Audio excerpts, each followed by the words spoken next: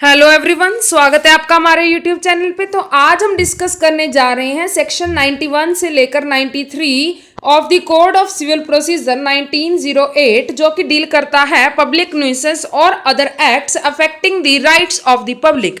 ठीक है guys, section 91 क्या बताता है? Meaning of the nuisance. आपने पब्लिक न्यूसेंस आपने क्या करना है, सबसे पहले फॉर द बेटर अटेम्प्ट आपने उसका मीनिंग और डेफिनेशन बतानी है। ठीक है, आपने सुना ही होगा पहले भी कई बार पब्लिक न्यूसेंस क्या है, उसको अपनी वर्डिंग में आपने मीनिंग लिख देना है। फिर भी हम आपको बता रहे हैं कि public nuisance is an wrongful act which affects the rights of the public. ठीक है, डेफिनेशन जो है section 3 subsection 48 of the general clause act कह रहा है कि जो डेफिनेशन पब्लिक न्यूसेंस की है under section 268 of the IPC वही रहेगी। ठीक है, तो अब हम देखते हैं सेक्शन 268 ऑफ आईपीसी क्या कहता है पब्लिक न्यूसेंस के बारे में।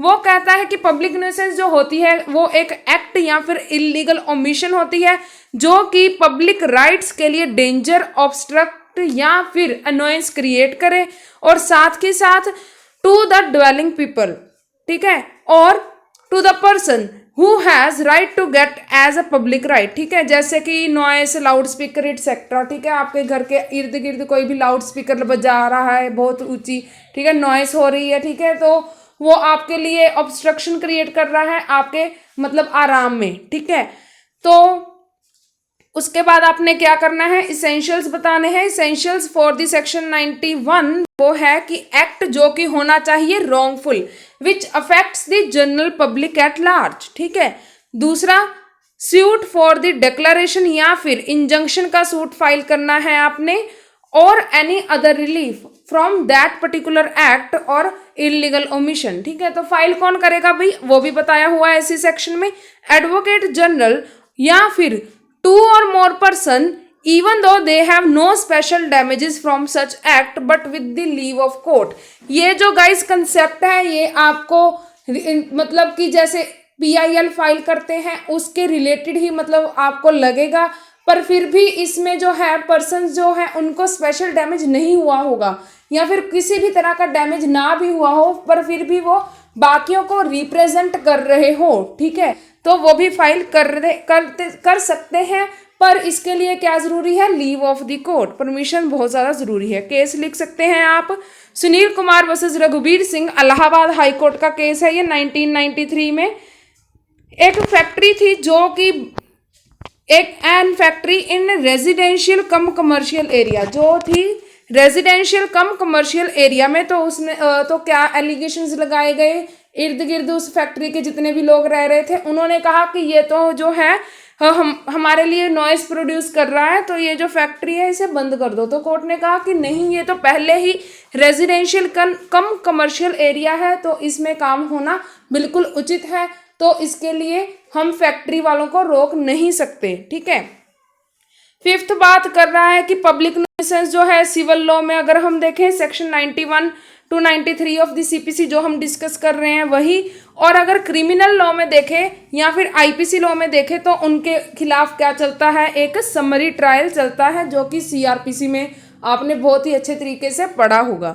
ठीक है, सो सेक्शन 92 जो है वो बात करता है कि इसका स्कोप भी हमने लिख रखा है कि जब कोई भी ब्रीच ऑफ द ट्रस्ट करे, ठीक है, in any public trust of religious और चैरिटेबल कैरेक्टर, तो क्या होता है, सेक्शन 92 के अंडर एप्लीकेशन लगाई जाती है। ठीक है, तो पर ये प्राइवेट ट्रस्ट पर नहीं एप्लीकेबल होता सेक्शन गाइस, पहले ही अपने दिमाग में बिठा लो कि ये प्राइवेट जो है ट्रस्ट पर नहीं लगता, सिर्फ और सिर्फ पब्लिक ट्रस्ट पर ही लगता है। ऑब्जेक्ट क्या है, वो उन लोगों को पनिश करना जो कि मिसयूज कर रहे हो इनकम फ्रॉम द चैरिटेबल और रिलीजियस ट्रस्ट। ठीक है गाइस, तो अब हम देखते हैं कि इसेंशियल्स क्या है सेक्शन 92 के। सेक्शन 92 के क्लियर कट इसेंशियल्स हैं गाइस, आपको घबराने की जरूरत नहीं है। ठीक है, there must be a public trust, जो हमने पहले ही देखा, पब्लिक ट्रस्ट ऑफ रिलीजियस और चैरिटेबल कैरेक्टर। दूसरा, there must be breach of trust, breach of trust होना बहुत जरूरी है उस ट्रस्ट के मेंबरों के द्वारा। ठीक है, ब्रीच ऑफ ट्रस्ट जो है, breach of direction issued by the court to the trust. ठीक है, जबकि कोर्ट ने कोई एक पर्टिकुलर डायरेक्शन दी हो उस ट्रस्ट को, पर उस डायरेक्शन का ब्रीच भी हो अगर, तो भी सेक्शन 92 के अंडर आप एप्लीकेशन लगा सकते हैं। ठीक है, falls under any of the ground under section 92 suit must be of a representative character, जो हमने पहले भी डिस्कस किया है। अब ग्राउंड्स क्या है for the application under section 92, हमने यहाँ पर काफ़ी ग्राउंड्स लिखी हुई हैं, जिनमें से रिमूवल ऑफ ट्रस्टी या फिर अपॉइंट करना न्यू ट्रस्टी को, ठीक है, ट्रांसफर ऑफ ट्रस्ट प्रॉपर्टी, आप एक बार इनको देख सकते हैं। ठीक है, वीडियो को पॉज करके। अब हम देखते हैं कि सेक्शन 95 में कौन कौन एप्लीकेशन कर सकता है फाइल। ठीक है, अगर तो है वो फाइल करनी प्रेसिडेंसी टाउन में, तो करेगा बाय द एडवोकेट जनरल और बाय 2 और more person with the leave of court having interest in the trust. ठीक है, मतलब उस ट्रस्ट के ट्रस्टीज या फिर इसके मेंबर्स जो है उनका इंटरेस्ट होना चाहिए। ठीक है, तो आउटसाइड प्रेसिडेंसी टाउन में कौन फाइल कर सकता है? By the collectors. ठीक है, अब आपने अगर बेयर एक्ट को अच्छे तरीके से पढ़ा हो तो इसमें एक वर्ड यूज है साइप्रस। आई डोंट नो इसकी प्रोनाउंसिएशन क्या है, मैं इस वीडियो के लिए साइप्रस ही यूज करूंगी, आप गूगल से इसकी प्रोनाउंसिएशन चेक कर सकते हैं। ठीक है, डॉक्ट्राइन ऑफ साइप्रस हम इसे कह सकते हैं, which means as nearly as possible. ठीक है, तो Rattilal versus state of Bombay 1965 की सुप्रीम कोर्ट की हम जजमेंट कोट कर रहे हैं। ठीक है, जब कोर्ट ने एक्सप्लेन किया डॉक्ट्राइन ऑफ साइप्रस को। ठीक है, when the existing trust wholly और in part fulfil the objective of the trust. ठीक है, जो ऑब्जेक्टिव उन्होंने सेट करके ट्रस्ट बनाई थी उसको फुलफिल कर लिया, चाहे होली या फिर इन पार्ट। ठीक है, या फिर पॉसिबल नहीं है to fulfil the object of the trust, या फिर चेंजेस होनी बहुत ज़्यादा ज़रूरी है उस ऑब्जेक्टिव में, चाहे होली या फिर इन पार्ट। ठीक है, तो और any other ground mentioned under sub section 3।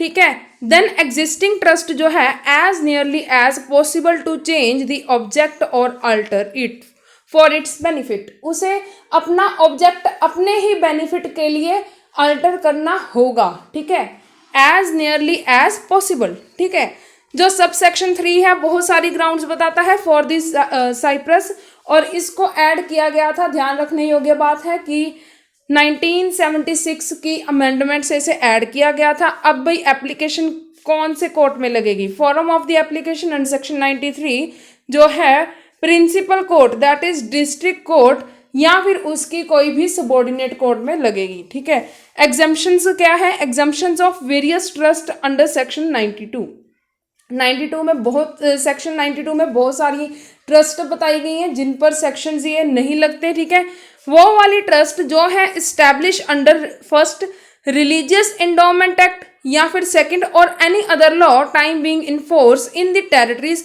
Which are mentioned in part B states. ठीक है, तो no relief claimed by them under section 92। ठीक है, पर फिर भी इसकी एक्सेप्शन है कि अगर जो है उसके इसेंशियल्स जो है फुलफिल हो रहे हैं सेक्शन 92 के। ठीक है, और कोर्ट अगर अलाउ कर दे, ये तो ऑब्वियस ही है, क्वाइट ऑब्वियस ही है कि कोर्ट की परमिशन बहुत ज़्यादा ज़रूरी है। ठीक है, तो हमने नीचे एक छोटे से पॉइंट में आपको क्लैरिफाई करने की ज़रूरत के समझी, और हमने लिखा कि प्राइवेट ट्रस्ट जो होती है उनका प्रॉफिट मोटिव होता है, पब्लिक ट्रस्ट जो होती है उनका पब्लिक सर्विस का मोटिव होता है। ठीक है, तो ये था गाइस सेक्शन 91 से लेकर 93 का छोटा सा टॉपिक, बहुत ही इजी टॉपिक है। तो आगे की हम वीडियोस में डिस्कस करेंगे अपील्स, और साथ के साथ रेफरेंस, रिव्यू, रिवीजन और इनहेरिट पावर से क्या हो जाएगा, सीपीसी की जो लेक्चर सीरीज है उसको ख़त्म हो जाएगी, और आप हमें कमेंट बॉक्स में बताएं कि हम कौन सी लेक्चर सीरीज शुरू करें। ठीक है, सो अगर आपको हमारी आज की वीडियो पसंद आई हो, please like, comment, share and subscribe my channel.